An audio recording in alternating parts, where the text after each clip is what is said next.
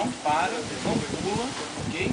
O tempo todo constante. E aqui, entendeu? depois que estiver no ar, Aí eu vou falar pra você, Sara, pode sentar. eu vou nem sentir que tá no ar, né? Vai ser uma coisa tão rápida, entendeu?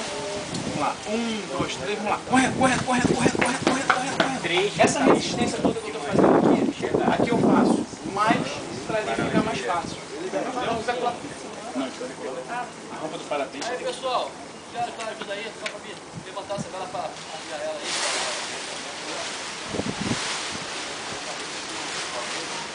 Agora eu vou chegar com os outros três.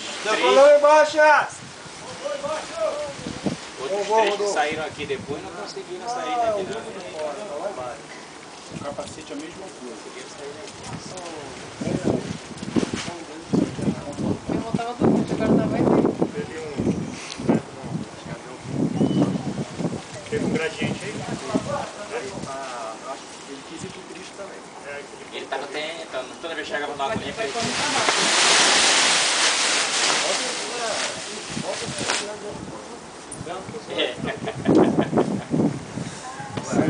pra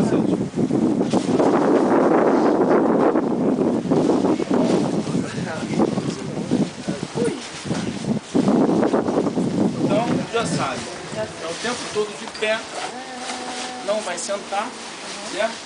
E o resto é comigo.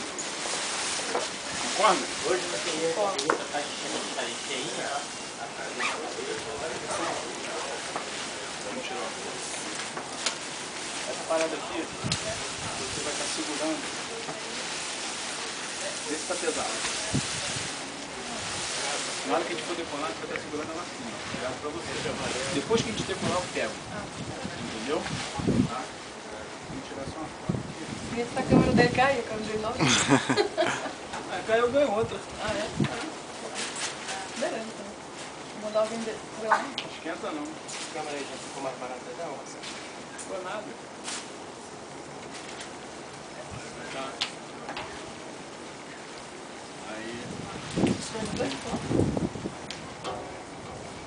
Só nesse